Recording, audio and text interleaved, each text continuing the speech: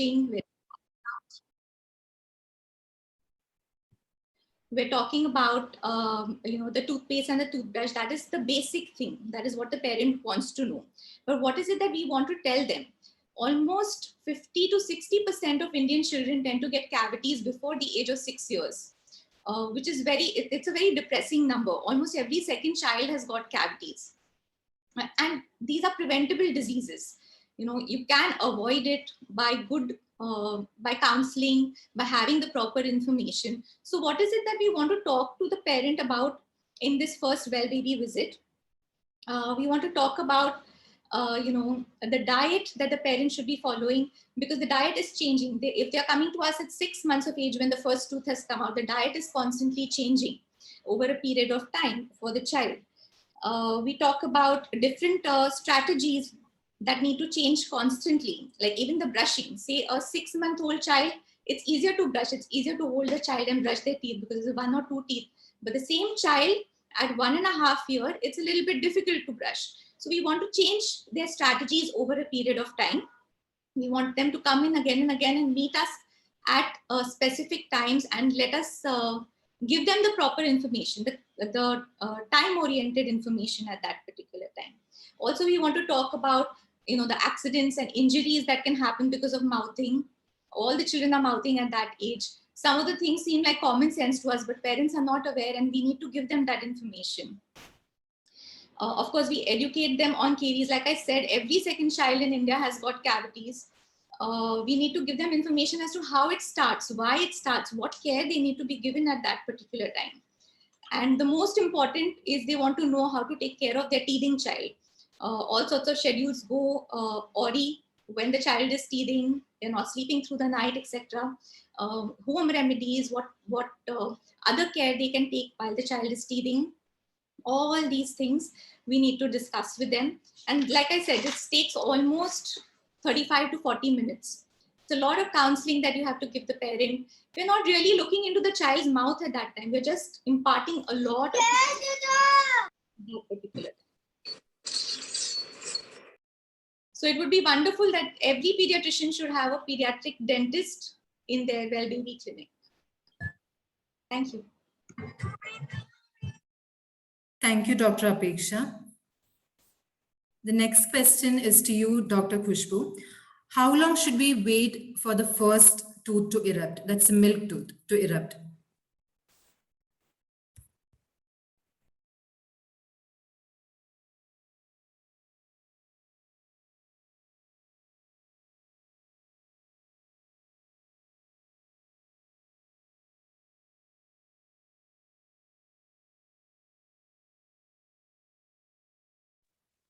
Khushbu, could you unmute yourself?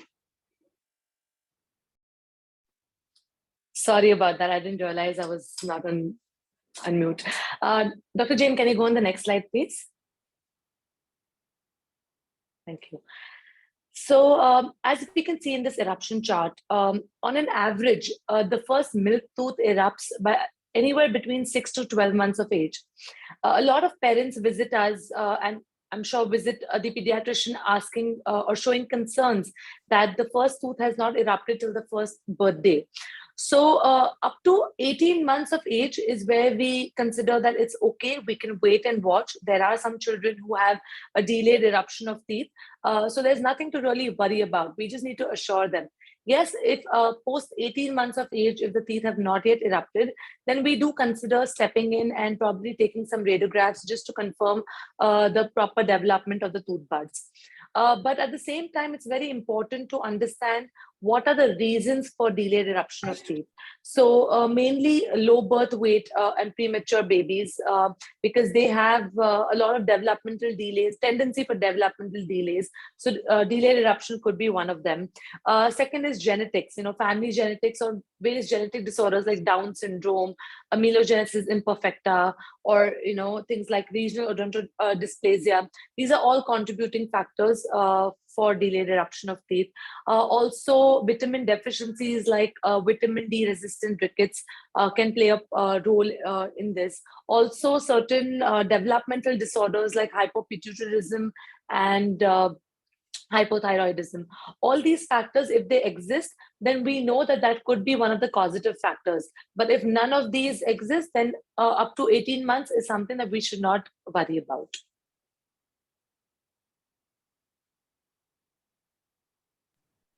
So after normal exfoliation of milk teeth, how long should we wait for the eruption of permanent teeth? Is there a specific time period that we have to keep in mind? That's right. So this is a very, very commonly asked question, when parents visit us, that, my child has lost their milk tooth, but it's been so long and they haven't got the permanent tooth yet. So there are two factors. If it's been a normal exfoliation of tooth, which is somewhere around, so if, as you can see on this permanent tooth chart, a normal age group for permanent teeth to come in is anywhere around 5.5 to 6 years of age. Of course, here also we can have a delay till up to 8 years of age. Now, when we are considering about duration as to how long the permanent tooth would take to erupt, if it is a normal pattern, it can take anywhere between 8 months to 1 year also after the milk tooth has fallen off. So which is a normal process. But there are times when children at age, say 2, 3, 4, have undergone trauma and have lost their front tooth, for example, way before time. So parents expect that since they've lost their tooth, they would get their permanent tooth early enough, which may not happen. The tooth will erupt at its scheduled time, plus minus 6 months here or there, but nothing to worry about in that. So again, if a lot of parents come to you, since pediatricians are the first contact and the main contact for children at all times, I believe these questions are quite regularly targeted at you all. So it will be good that if I can just assure them to not worry about it, and if required, just come and visit the pediatric dentist so then we can evaluate it and take it further.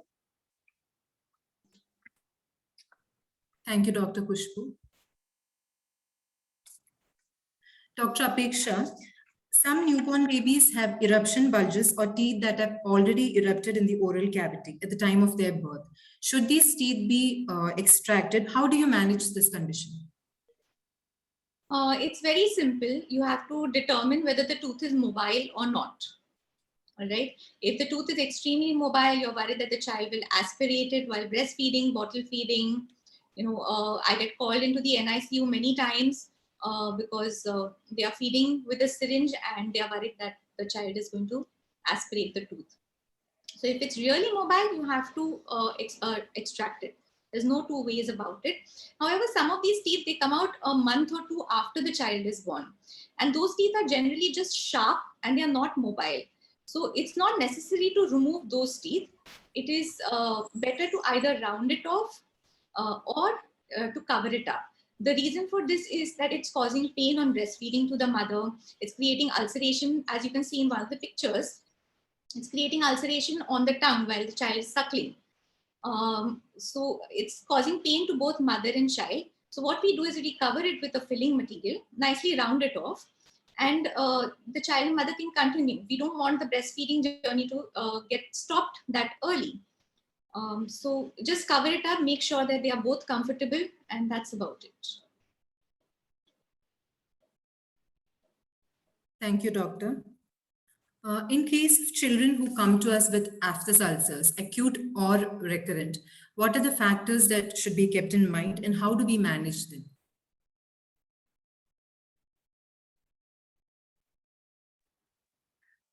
So one of the most common concerns that even we face in our clinics is, parents giving us frantic calls that the child has got unbearable pain and, we don't know what to do. We don't see anything black in the mouth. What is it? So we always tell the parent, please lift the lip, please pull the cheek apart, have a look inside around the gum areas to see if there's any kind of ulcers there. Because, as a child, as an adult, we can communicate, but as a child, they find it really difficult to express what kind of pain they have. So when we're talking about management of ulcers, we need to kind of first look into what are the most common causes which cause oral ulcers. So out of the most obvious in terms of dental related causes would be any recent history of dental treatment. If there are any sharp fillings, that's the first thing that we need to check with the patient. Have you recently been treated? Is there something which is causing any obstruction to the tongue, to the gums, or things like that? Also, cheek bites, during eating, during chewing food, cheek bites are very common, which can cause trauma because of either brushing. During brushing, sometimes, if you're brushing too hard, the brush may hit the gums and that may cause an ulcer. Besides that, a lot of children have the habit of putting things in the mouth, putting pencils, putting toys, and they might not realize when they might just nick the gums, and that could probably end up in an ulcer. Also, the first question that we usually ask is if there's any history of viral fever, recent fever of any kind, or anything like a hand, foot, mouth disease. So these are the very commonly known causes of oral ulcers. But then there are also a lot of times that we see a child has a recurrent pattern of developing ulcers. So there we want to look a little deeper, and we want to look at other aspects like, is there any stress induced factors?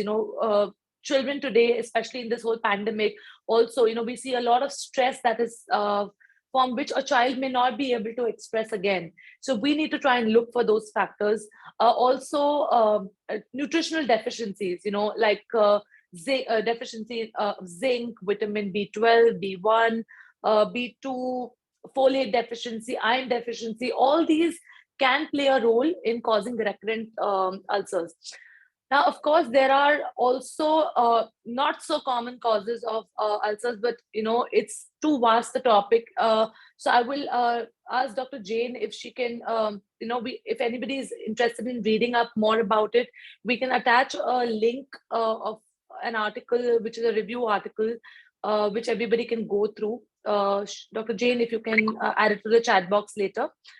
So now, when we talk about treatment of ulcers, we are looking at just basic palliative care, like just symptomatic management of these ulcers.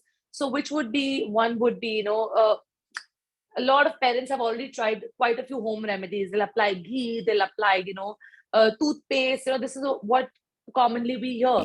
But all we want to tell them is to kind of just hydrate the child well, avoid hot, spicy, crunchy food, because depending on the area where the ulcer is, of course, we need to examine it. So that is very important that, we ask the child to kind of visit us so that we can evaluate the real area of discomfort to rule out the causes. And besides this, that we also do recommend, some children find it really, really painful. So we recommend the use of topical gels, which would be basically anesthetic-based gel. Like, you have many options like Zyte, Dolo gel, Mucopain, etc. These are commonly used for relieving the pain. Sometimes when there are really big ulcers which are not healing over a few days, we can even recommend like a 0.1 steroid, like a Kenacort oral gel, which helps healing the ulcer. But of course, in just minute quantities, just 2 times a day. So this is what we usually recommend for the basic everyday ulcers that we see in a child's mouth. Thank you, doctor. What is the right advice regarding brushing that can be given to a parent? Is there a specific kind of toothbrush or a toothpaste that should be used? So the most important advice that anyone should give a parent is that start brushing as soon as the tooth is out. What happens is that, when we are seeing carious lesions in children at about 2 years, when the children come in, the first question we ask is, when did the first tooth come out and when did you actually start brushing the teeth? Dental decay is basically being caused by Streptococcus mutans, the bacteria, and this bacteria finds a home in the plaque which is starting to form on the tooth. So this starts from the time that there is a hard surface present in the mouth, which is the plaque will start forming, and the Streptococcus mutans can start colonizing inside the mouth. All right. So usually we say that the colonization of this particular bacteria starts from the time of about 6 months when the first tooth comes in till about 24 months till all the milk teeth have come into the mouth. And that is when we start seeing a lot of caries lesions in the child's mouth. So the most important thing, first, simplest answer you have to give is as soon as the tooth is out, you have to start brushing the teeth. So in that well baby visit that I've been stressing about all this time, is the first thing we're talking to them about is you need to start brushing now, because otherwise in 2 years, you're going to come back with white spot lesions, which I guess Dr. Khushbu is going to show us later. You're going to come back with cavities, and then we are going to have to give you the heartbreaking news that your child requires some treatment. We want to prevent all sorts of problems in your child's teeth. Who wants to treat a child of 2 years? Nobody. Nobody wants to open their mouth and start drilling in their teeth. It's not easy to do it. It's not possible to do it. And to tell a parent that you have to take your child under general anesthesia now because your child has so many deep cavities, it's heartbreaking news for the parent. So correct information at the correct time. The first thing that we will start with is what kind of brush is required. It's for everything the parent has learned from the day that the child was born. The parent is learning how to breastfeed, how to bathe the child. Really, they have to start learning how to brush the child's teeth. They have to be able to look into the child's mouth. They have to know how to look inside the child's mouth. So it's easier to start with a finger brush because you put it on your finger and then you can explore the child's mouth with your finger. It has very soft, extra soft bristles, silicone bristles. Start with that, but only for a month or 2, because these extra soft bristles are not actually cleaning the mouth. All right. Then in a month or 2, move to a regular soft brush. Once you're comfortable, you know you're not going to hurt the gums of your child, move to a medium bristle brush. The reason for that is that soft bristle brushes, they tend to open up very fast. You're not actually ending up cleaning anything inside the mouth. So those can be used as teethers. The child can use it in their mouth. But you have to start using a medium bristle brush. And then we get to our second point. Dr. Jane, can you change the slide? All right. So we get to the point of toothpaste. What kind of toothpaste should we prescribe to the parent? Now, of course, it's very important to know whether the person lives in a high fluoride area or a low fluoride area or an optimal fluoride area. So each pediatrician should have knowledge about that of their own areas. But in general, in optimal and low fluoride areas, it is recommended that we start using 1000 to 1500 ppm fluoride toothpaste from day 1. This is localized. Even though the child is swallowing this, we have to dispense it on the toothbrush in a certain quantity, which makes sure that we are not actually harming the child. Next one. Dr. Apeksha, many of the toothpaste that are available for children in India, right?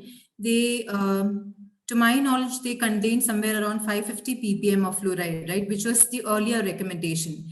And the recommendation has very recently changed that we should use around 1100 ppm, right? Can you shed a little bit more light on that? Correct. So till about 2017, 2018, we recommended that the toothpaste should start with a no fluoride toothpaste. That is because the child is not yet spitting. In fact, I want to talk a little bit more about child not spitting. This is one of the reasons that parents don't start with the toothpaste at all, because they're like, my child doesn't spit. How can I start brushing my child's teeth because my child is not going to be able to spit? They're swallowing everything. All right, so that is why the recommendation of using a correct toothpaste has to be given in the beginning. Earlier, the earlier recommendation was no fluoride toothpaste till about 2 years of age, then a 500 to 550 ppm fluoride toothpaste till about till 5 years of age, and then you start using a 1000 ppm fluoride toothpaste. However, that has changed because it doesn't seem to be controlling the cavities the way that was expected. So 1000 ppm fluoride toothpaste are suggested from day 1. And they are in certain quantities. I think we have a slide for that, Doctor. Can we go to the next one? Yes. All right. So first, from day one, so say that your child got your patient got a tooth at 6 months of age, you start with a small rice grain amount, all right? And you continue that till 2.5, 3 years of age. And then you make sure that you're using a small pea-sized amount.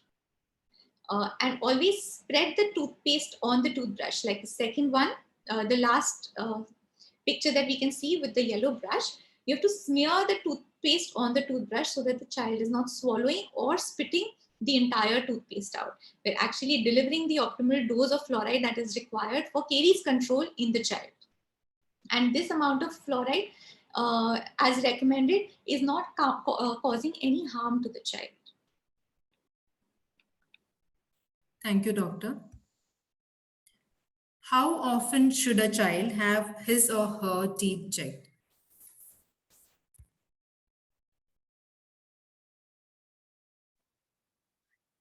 So, regular dental checkup, when we talk about how many times do we visit a dentist, even as an adult, it's always recommended we need to visit a dentist every 6 months. So, biannual checkups is what is recommended.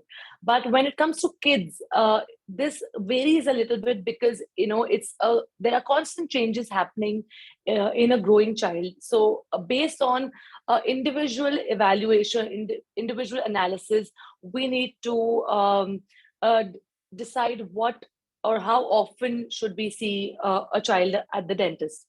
Now, unfortunately, we see parents bring their children in only and only if there is a dental issue, when there is pain, there is any kind of complaint, only then do we see a child really visiting.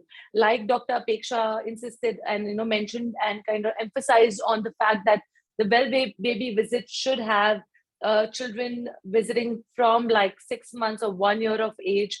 If that happens, a lot of problems that we see today can be eliminated. Now, I would like to first show you what are the different presentations of dental caries that we see. So can we have the next slide?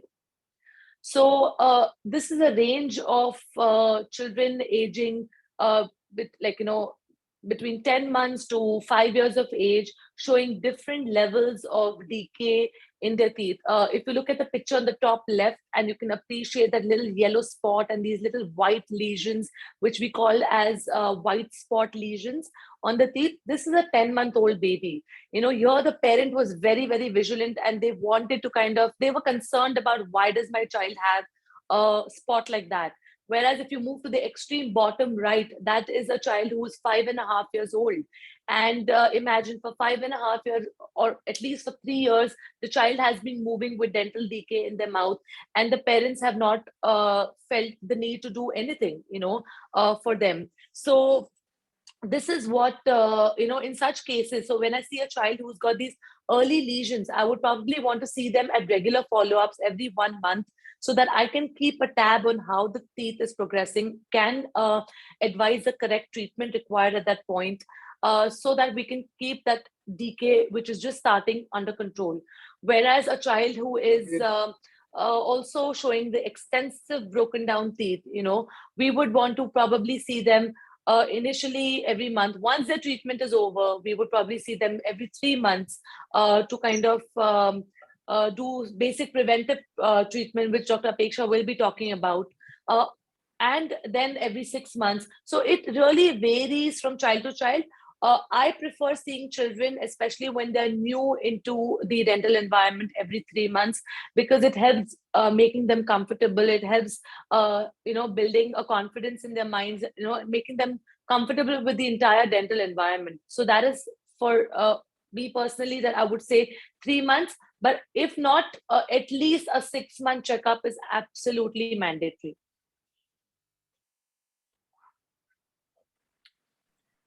Thank you, doctor. Dr. Apeksha, is there a vaccine for dental caries? Can you share your thoughts about it? There's a lot of research on vaccines. I believe there are some products which are IGY, which are in the market, and they are promoting those, they're marketing those products. but there isn't any human trials that have been done on those products. It's mostly mice trials. So, so as of yet, no, there isn't a caries vaccine. However, there is research going on. What I would again love to stress is that the best vaccine where preventing dental caries is concerned is twice removal of that plaque layer which is forming on the teeth, good brushing, effective brushing, all right, and regular fluoride application. So this fluoride application, of course, we're using a little fluoride in the toothpaste as we discussed earlier. But as you can see in the first picture, there is this little brush which is on the child's tooth. That is all that is done in fluoride application. It's in office, it's done in office. We're delivering a local dose of fluoride and we are making sure that the teeth don't get caries. All right, it's absolute prevention. It takes care of 70 to 80% of caries lesions, which are initial, like Dr. Khushbu showed, white spot lesions. If good brushing is being done, if fluoride application is being done, those lesions will get arrested where they are, or they will reverse. We're able to do that now. Yeah. So that is something that we genuinely stress, that brush well, get your regular fluoride application. It needs to be done bi-yearly and biannually, and therefore we keep asking the parents unless we want them to come in a little bit earlier in cases of children who have a higher risk for caries. So every time a child comes in, we do something called a caries risk assessment for the child. That means that we are assessing whether this child is going to get cavities in the next 3 months or 6 months, and do we need to provide them some preventive treatment to make sure that that does not happen, or what information or what counseling I have to do for the parent and the child so that this child does not get cavities in the next 6 months when I will see the child again. Thanks.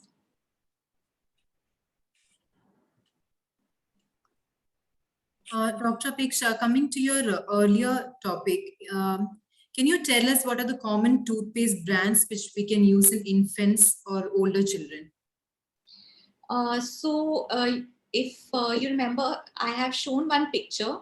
Most of the the brands that I want you to buy or I want the parent to buy, they have this written 1000 or 1000 ppm of fluoride.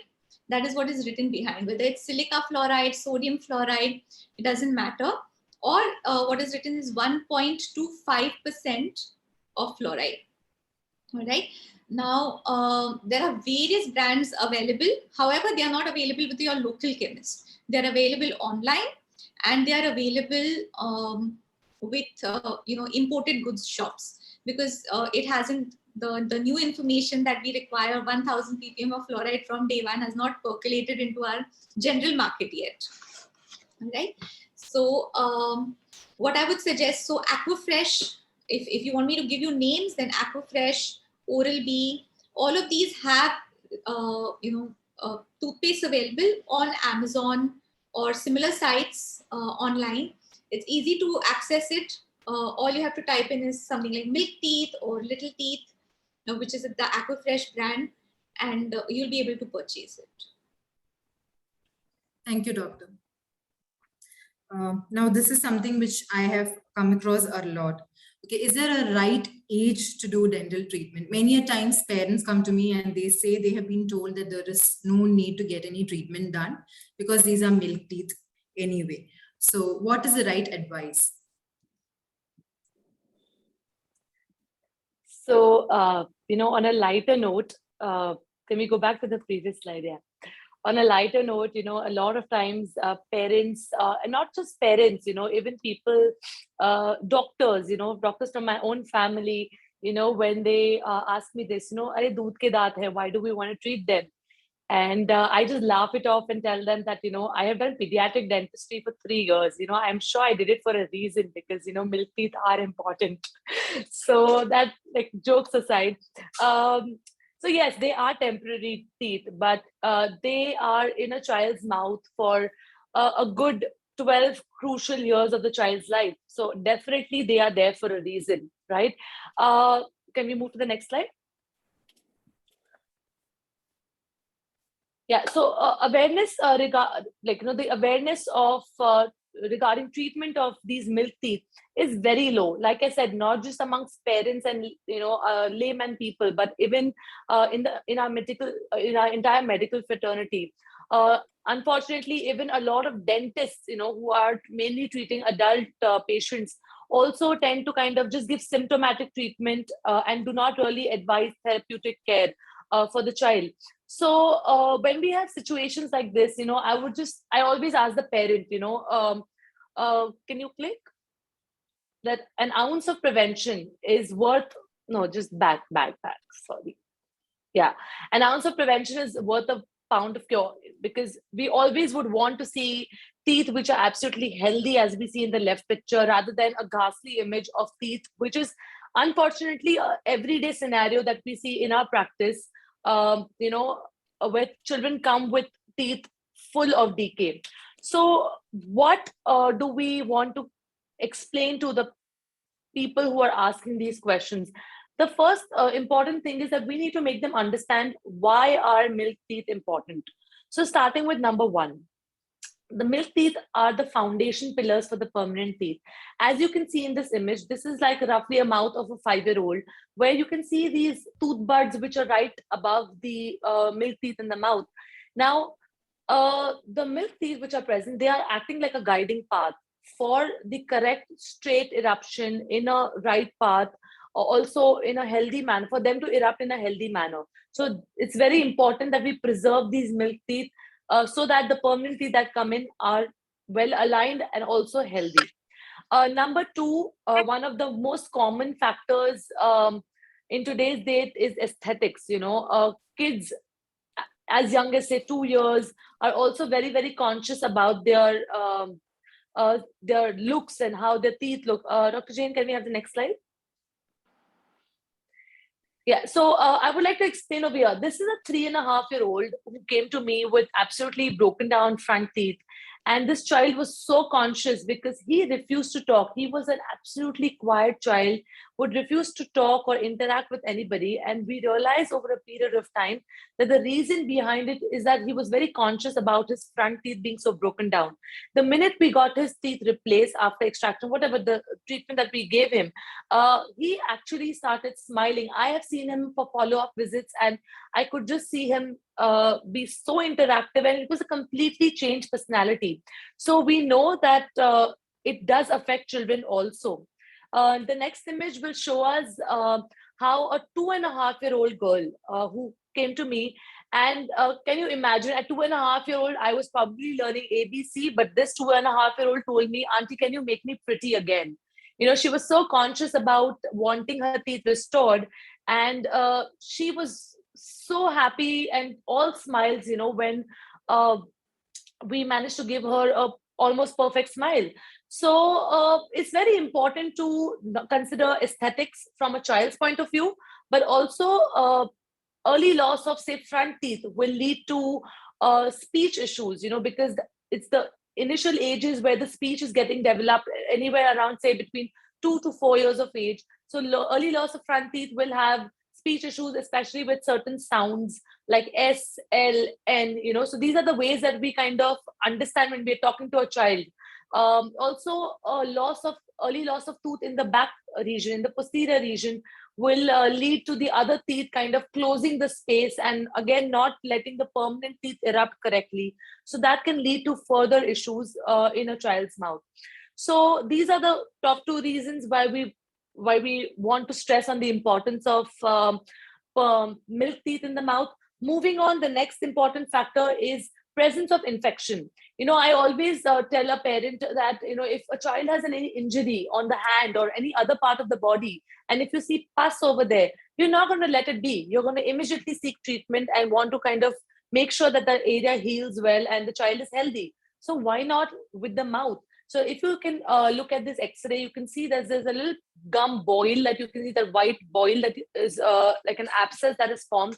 And the same, if you look at the X-ray, we can see how the permanent teeth are sitting right above the roots of the milk teeth.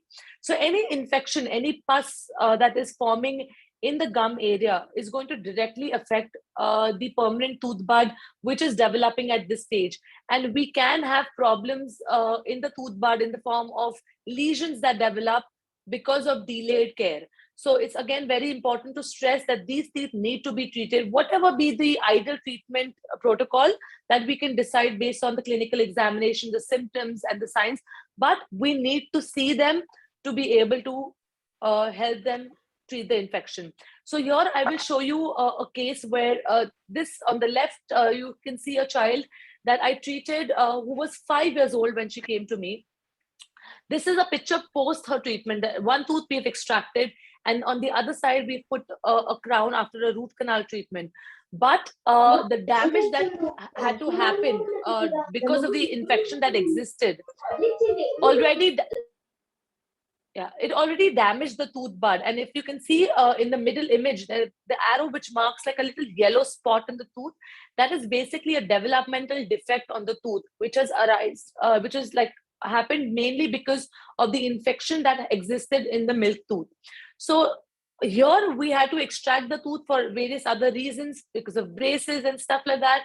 But we may not always want to or have to extract these permanent teeth which have come out defective. And defective teeth means they're very, very prone to decay, to dental caries, and they're very prone to breaking down. So that's why early intervention is going to help us prevent all these things that we see in the permanent dentition. So these are the main factors. Of course, if there is trauma, again, a lot of times I've had this personal experience where parents have told me that, we have called the pediatrician. The pediatrician has seen a swelling in the mouth, but has told them that, just hold on for some time and then visit the dentist till the swelling subsides. So I would just like to bring to notice that anytime there's a trauma, the first person that is going to be called, if the patient is not used to visiting a dentist, is going to be the pediatrician. And if there's any kind of bleeding or any kind of swelling in the front teeth or any kind of in the area of trauma related to the oral cavity, please do refer them so that we can take an X-ray at the earliest and rule out any major problems or major consequences to the permanent tooth. So that's very important. So I think I have pretty much summed up why we need to treat milk teeth. So if there's anything else, Dr. Jain, you can ask, or we can just move ahead. Thank you, doctor. Are there any natural alternatives to toothpaste that can be safely used in children? Like in South India, we use something called umikari. Okay, so this is basically activated charcoal made from rice husk. Okay, so what is your take on that? See, we have to understand what is brushing. All right, brushing is basically mechanical removal of the plaque, which we are doing twice a day. I think I read one of the questions was, is it necessary to brush twice a day, or do we have to brush after every meal? No, twice a day is more than enough. Twice a day, good removal of the plaque is sufficient, all right, to make sure that you don't get cavities. But it has to be effective removal of the plaque. Since it's a mechanical procedure, all right, we obviously require some abrasive that is going to remove it. Now, most of the toothpaste have abrasives in the range of 4 microns to about 15 microns, which is sufficient to remove the plaque and not cause scratches on the teeth. However, most of the indigenous brands that we have, the abrasive size is really big. All right. So if the abrasive size is really big, you have obviously cleaned the teeth nicely. So I have put this particular picture which shows a lot of tartar on the teeth. There's brown tartar on the teeth, and the next picture shows that it's absolutely clean. Yes, first it will remove the tartar, and then it will start removing your tooth enamel also. All right. So it creates small microscopic scratches on the teeth, and therefore increases the surface area where the plaque is getting caught for the next time. So it is absolutely important that we use an abrasive of a particular size. Now, is it possible to have tooth powders with small abrasive size? Yes, it is. I think there are few small brands that do have it. However, most of these brands are not they have an abrasive size which is much too big. So which is why we don't recommend them at all. It's better not to remove or not to use it. Yeah. Charcoal in itself, I think there was another question that activated charcoal and this kind of toothpaste and that kind of toothpaste. Again, unless it is medicated for a certain reason like sensitivity, I really doubt that, anything other than the actual mechanical removal of the plaque is going to help. So we need a certain abrasive size, nothing else. It doesn't matter what kind. It's just they're trying to sell you the toothpaste so you will brush your teeth. The abrasive size is 4 to 15 microns that we require. Thank you, doctor.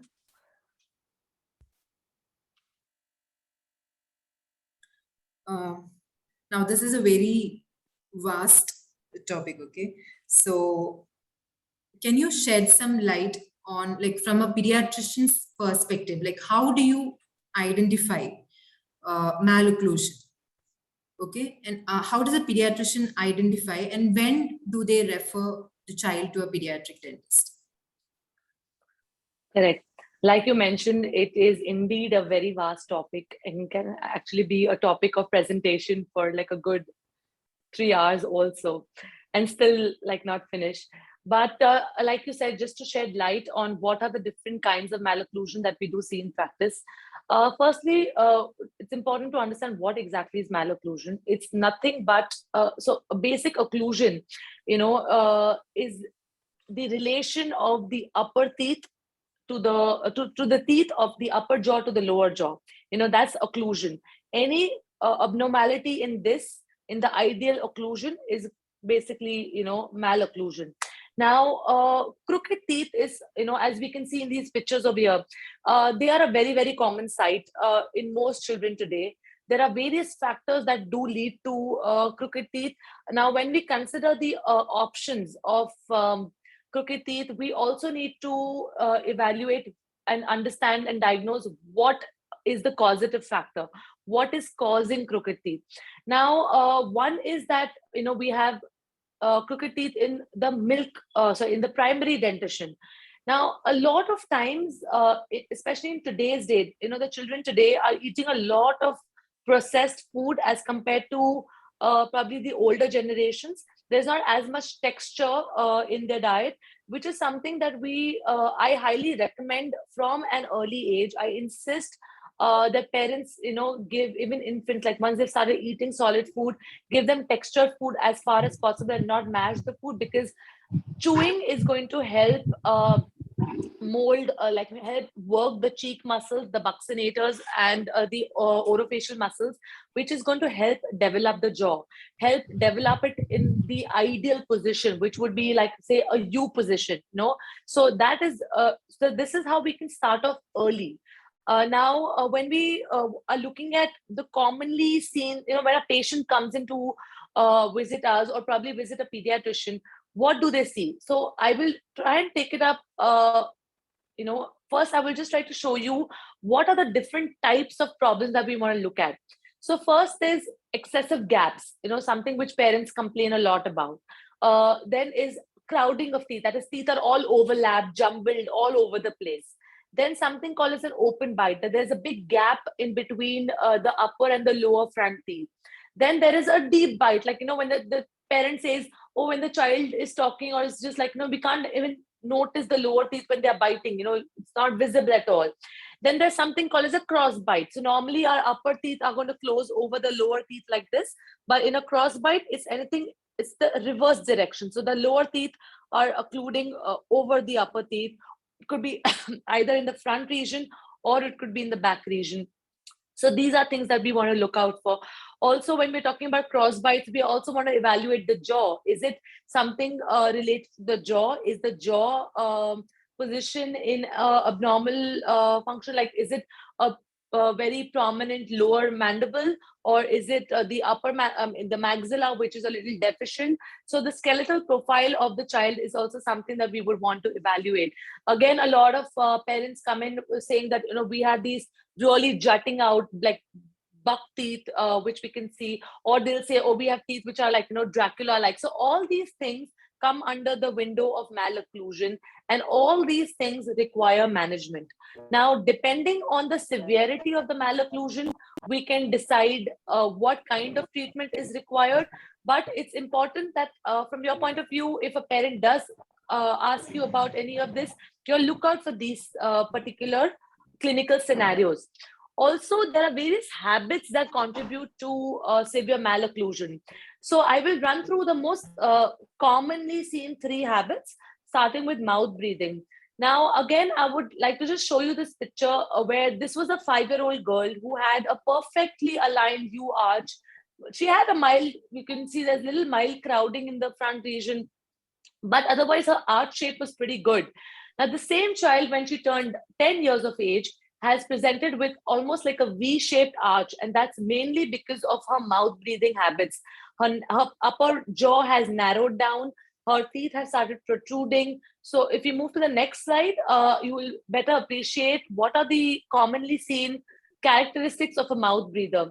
So these are things that we would always want to keep a tab on, tired eyes and dark circles, a crooked nose to kind of indicate any nasal blockages. A receding chin is again a very prominent sign because that's indicating that the position of the tongue and the position of the mandible is not correct. So just, in these cases, we are also considering correlations with sleep disordered breathing, so we want to keep that under tab 2. We evaluate the airway. We look at the lip. Usually, children who are mouth breathing have a short upper lip, and also they have a forward bended posture. When they are sitting. So all these factors are very clear indicators that there is some kind of mouth breathing happening. So we want to now make sure we are referring them for correction. So starting be it with a ENT referral, as well as a dental referral to a pediatric dentist, so that we can evaluate other causative factors intraorally and come up to a suitable treatment plan. Moving on, the next commonly seen habit is that being tongue thrust. For y'all, as in your OPD, what you will see is a child when they're swallowing, how you can see the tongue is basically thrusting between the upper and lower teeth. Now, tongue thrusting is nothing but basically abnormal positioning of the tongue. Now, it could be habitual or it could be because of other factors related to the jaw also. Now, what you all have to look out for is, if you see a child who, while talking, is talking with their tongue in between their teeth, when they're swallowing, if you see that they're putting the tongue in between, and even the speech, there's a lot of lisping that we notice with tongue thrusters. So if any of these is noticed, and if the parent is complaining that they are concerned with the amount of space between the front teeth, we know that this is of concern and this requires treatment. Again, treatment may not be immediate. It may be based on the child's age assessment, the growth assessment of their jaws. So all of those are the things that we will evaluate once the patient comes in. But it will be great, if you all as pediatricians can watch out for these things and refer them at the right time.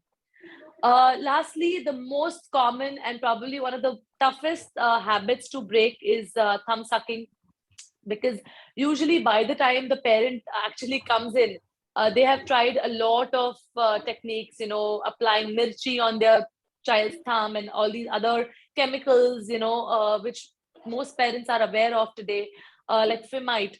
They've tried bandaging it. They've tried a lot of things, thanks to Google. They have so many remedies available. So, but we need to understand, again, a thumb sucker and a tongue thruster will come with very similar clinical appearance of that is of an open bite, which is a enlarged spacing between the upper and the lower teeth. But what we also kind of ask in history, of course, we take a thorough history of the patient. We look at the callus formation. In severe thumb suckers, we can see a very prominent callus formation on the thumb.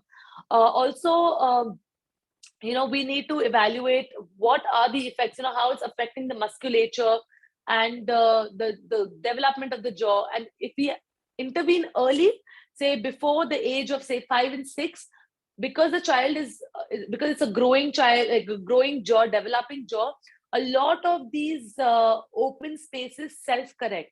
That's why early intervention and early referral is quite important. So these are basically, the most commonly seen uh, malocclusions, causative agents of malocclusions. Now, a lot of parents ask, is it okay if we don't treat it? Now, of course, we can only give the right guidance, but the final decision is, of course, with the parent as to what they want to do. But what I do like to highlight is what can happen if we do not treat this. So, first, from dental point of view, is if there is a lot of crowding of teeth and overlapping of teeth, there's a very high risk of dental decay because it becomes difficult to brush in those areas where the teeth are overlapping.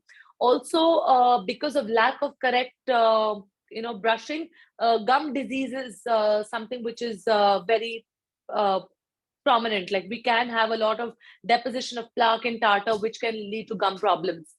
Of course, if it's like we mentioned, like I mentioned earlier about children being very, very conscious these days, poor facial appearance because of crooked teeth can really affect them mentally, can affect their confidence levels, especially if, a lot of children who have like protruding buck teeth, they are ridiculed by their peers, which becomes a big concern for the children. It interferes with the normal growth and development of the child. A lot of speech defects, like we mentioned, because of improper placement of the tongue or improper placement of the teeth, can be one of the consequences. If we move on to the next.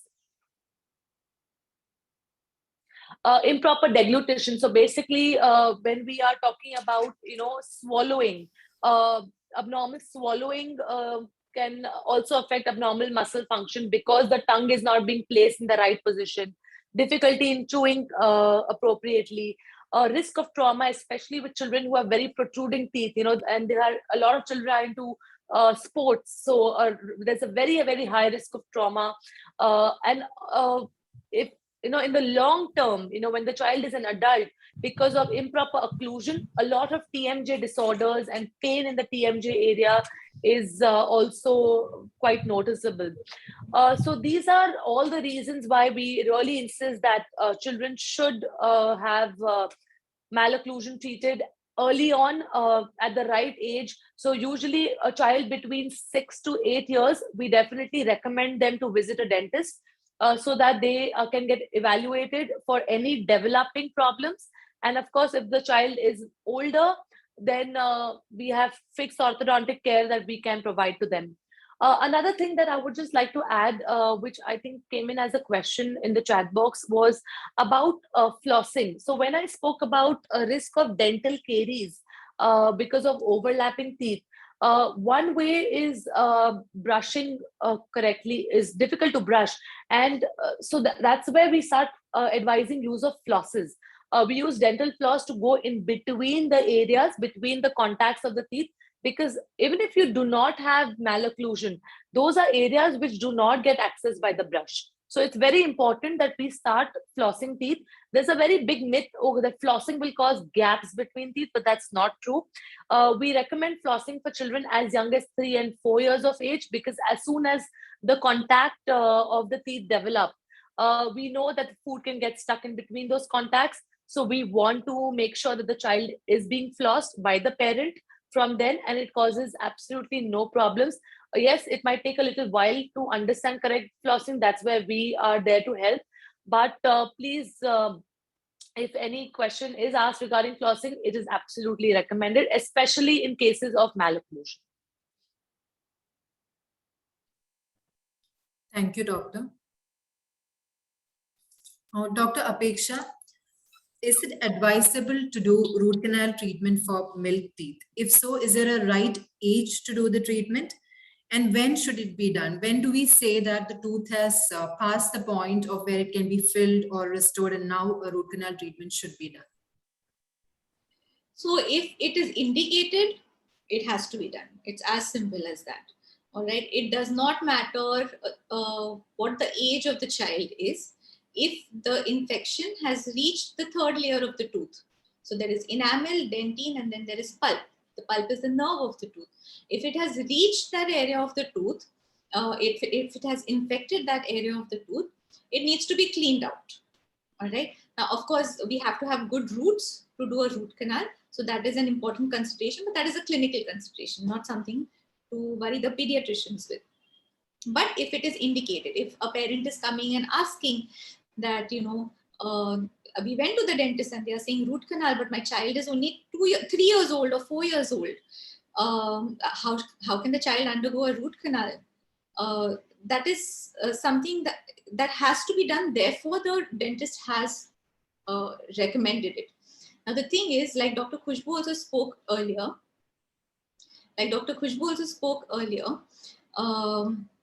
whenever we are recommending a certain treatment for a milk tooth, which is called eventually, we are recommending it from the point of view that how do we keep this tooth intact and in good condition so that there is no infection in it for the permanent tooth which comes out later. So we are actually thinking, 4, 5, 6, 7, 8 years in advance.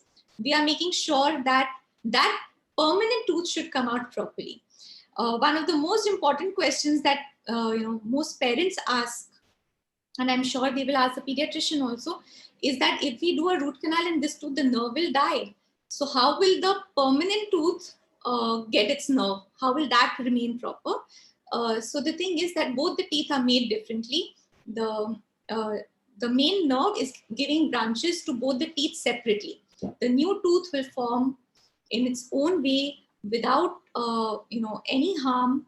But if we keep an abscess over there in the bone, then like Dr. Khushbu showed us, there was a small defect on the permanent premolar. It will eventually cause breakdown of the tooth, sensitivity of the tooth. We are causing more harm and we're causing more treatment for the child for later just by not taking care of the milk tooth when we could have. Yes, if it is indicated, it must be done. If it is not indicated, we don't say any which ways. If I try to cover, say the infection has gone to the pulp and the parent says, doctor, let's just try and do a filling. Why not just do a filling and cover it up? But it will lead to further space infections because the infection will spread through the bone. And we've seen huge space infections just because the parent refused to do any other treatment and just wanted it covered. So Dr. Apeksha, so once a root canal treatment is done for a milk tooth, okay, so do they exfoliate naturally or do we have to take them out, extract them later on? No, they exfoliate naturally. The difference between a permanent root canal and a milk tooth root canal. So as you can see in these x-rays, in fact, these x-rays we put for that particular reason. As you can see, the first picture is showing us that we've done a root canal, and inside the canals, you can see the material that we have put. As the child grows, eventually the milk teeth, the roots have to dissolve and the permanent tooth has to come out, right? So along with the tooth itself, the roots itself, the material that we put inside, that is calcium hydroxide and iodoform, what we put inside, that also dissolves with the tooth. So there is no remnant of any material that we are putting inside that gets left inside the bone. And slowly as the tooth is growing, as you can see in the third picture, the entire root has dissolved. Everything that we put inside has gone away. Eventually the crown, the cap that we have put on top will start moving because the tooth underneath is moving and both of them will fall off together. So we're actually trying to keep the process as natural as possible, as if the child would have not, if the child wouldn't have got caries, what would have happened in the child's mouth? We're trying to keep it that natural. Thank you, doctor. We have almost reached the end of the presentation. This last question is to you, Dr. Khushbu. What are the regular food items in our diet and food habits that are the major culprits in causing tooth decay? So one of our major culprits in today's date is sugar, be it for our health or be it for our dental health. Everybody is just talking about how sugar is not good for us. Now, when we talk about the basic food items, the regular food items, we all know about how much processed food is available to the children today. And, almost everything that we eat is processed in some form or the other. So I do not want to really get into the depths of those very obvious sugars which are in our cookies and our chips and our candies, chocolates, and all of that. We already know that they are just nothing but sugar. But what I want to really stress upon is a lot of the hidden sugars. And from our point of view, like from the pediatrician and a pediatric dentist point of view, what we want to be of great concern is what is the child taking orally, which is in the form of a hidden sugar. So a lot of parents come to me and they tell me that when I'm taking the history about the diet, they after we are done with the regular diet, I ask them, are you on any kind of supplements? So one by one, something or the other comes in the form of medicated syrups, which we suggest supplements like vitamin, iron syrup, or it could be in the form of gummies, these gummy bears, which are these vitamin gummies, or in the form of milk powders. I always ask them, is there something, does your child have milk? And if they do they mix anything in their milk? And a lot of times we hear of, various milk powders like Pediasure, Horlicks, and the different many brands which are available. Now, as we know, all medicated syrups, homeopathy pills, or any of these milk powders, formulas, they are all sugar based. That's only the way that the child is going to really accept the taste of it and actually consume it. Now, what we want to insist and really stress upon from a pediatrician's point of view is that we would really want you all to insist that after consumption of any of this, when you're kind of writing a prescription, just add a line, rinse your mouth after the syrup has been given, or rinse your mouth after the milk has been had. A lot of parents tell me, but doctor, the pediatrician recommended the Pediasure for me because the child was not growing, the growth was not proper. So, they are not talking about all the other things that the doctor has mentioned in them about the right diet and, the right eating habits. That is no, but it's convenient to put a powder of, 1 scoop of powder into a glass of milk or water and consume it. Even our regular juices, a lot of times the children are having juices because it's easy to kind of carry around and travel. So we really insist that the only thing that we want to focus on, I don't personally try and restrict the consumption. Of course, we need to moderate the consumption of sugary substances. But when it comes to medications and stuff like that, we want to just emphasize that please gargle and rinse after anything that goes into your mouth, be it a piece of solid, be it a sip of liquid. Water is the only thing which is okay, but besides that, make sure that you are rinsing the mouth if it is possible, and practically, if you have the option available, I would say dry brush the child's mouth whenever feasible. Even after meals, morning and night brushing is something we cannot overly emphasize on. They have to brush in the morning, they have to brush before they go to bed. But if it's possible, especially in children who have been pointed out as being a high caries risk child, a child with a higher tendency for decay, or a child who's asthmatic, especially who's on a pump, those are also medications which form a coating on the teeth. So if the child can rinse their mouth or dry brush, or you brush even in between during the day, will be great. These are just these small measures that we can take to kind of create a healthy environment for the child's mouth. And like Dr. Apeksha mentioned right at the beginning of her talk, that when we talk about the well baby visit, it should be a complete team effort where we are all coming in together for the best interest of the child, be it for the oral cavity or for the entire system. And as we know, the mouth is the gateway for the entire health of the child. So this is where we start from. If we have a healthy mouth, we will have a healthy child. Thank you, Dr. Khushbu. There are a few questions which have come in the chat box. Part of it you answered just now, whether it's necessary to brush after every meal. I think another question is, how many times should children brush their teeth every day? So I think we already just spoke about this, that 2 times a day is an absolute must, once in the morning and once in the night.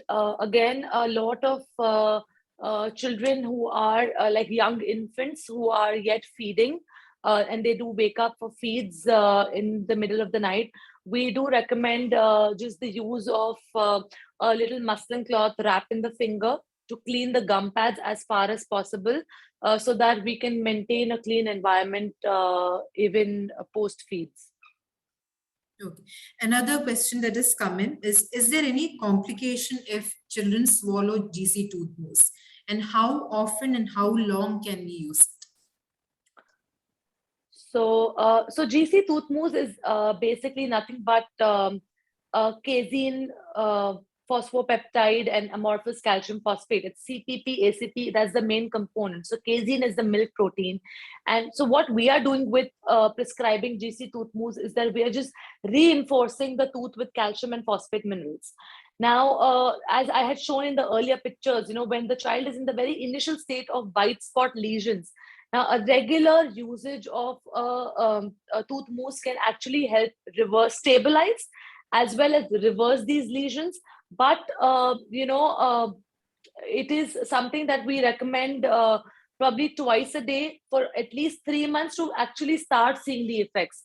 And I think, Dr. Jain, you would actually be the best person to answer on this topic. So I think you can just take over and add your inputs on this. Yeah, thank you, doctor, for that. But I think you've covered pretty much everything that needs to be covered. Just to add on, it's the question was, is it safe to be swallowed? There is no problem. If the child swallows it, we usually recommend that that's the last thing that we put after the brushing is done. We just apply it with the tip of a finger or a cotton bud on the teeth, and we let that be. And we don't recommend giving any water to the child after that. Although there are 2 types of tooth mousse that are available. One is a plain tooth mousse, and there's a tooth mousse plus, which contains additional fluoride. Now, that one is not really recommended for younger children. That's more for children who are undergoing orthodontic treatment, or children who have got a very high caries risk. That's a very prescribed dosage, but a regular tooth mousse can be used by children when they have early lesions. Thank you, doctor.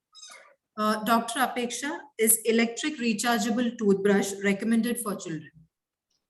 So it's basically mostly a novelty item. There are studies which show there is no difference between good manual brushing and good electric brushing. It does definitely help in making sure that the child is interested in brushing. So, you can encourage them to brush by giving them this as a gift. Because usually these come with timers, and it's makes them feel that it's not so difficult to brush, but they still have to know which surfaces they have to clean, how they need to angle their brush, which surface they have to keep the brush on. So the brush is doing the cleaning, but how many teeth are there in the mouth, where all they have to keep the brush, that also they have to know. So statistically, there is no difference between manual brushing and electric brushing. However, definitely, like I said, it's a novelty item and it encourages the children to brush. So if you have a child who's not interested in brushing, this might just push the child a little bit to brush. Thank you, Dr. Apeksha. Thank you, Dr. Apeksha and Dr. Khushbu, for the excellent session. Over to Dr. Jijo. Thank you, Dr. Jain. Thank you. We've had an excellent session today, very informative and useful to all of us in our daily practice. I'm sure each and everyone who attended this have learned a lot of new things. All the questions which were raised are concerns which many of us have faced in our regular OPD, and also as parents, these are our regular concerns. I'm sure after today, all of us will focus a little bit more time inside every child's mouth which we see in our OPD, and add a pediatric dentist to our team, and also as a part of our regular well baby clinics. We've had a very good participation from the beginning till the very end. Our heartfelt thanks from IAP Pathanamthitta to the 3 musketeers who are studied together and has been best friends forever. It has been an absolute pleasure. I would like to invite Dr. Reni Georgis, the IAP Pathanamthitta Secretary, for a vote of thanks. Over to you, Dr. Reni. Thank you, Jijo. Thank you. Thank you, Dr. Apeksha, Dr. Khushbu, Dr. Jain, for that lucid and very crisp presentation and enlightening us with the basics of pediatric dentistry. As you have all said, a right in advice at the right time will go a long way in helping a child and the parent. Hope we have learned something and we will be giving the right advice at the right time. Thank you all for joining us. Thank you. Thank you very much. Thank you very much. Thank you for this Thank you, opportunity. everyone. Thank you. Thank you.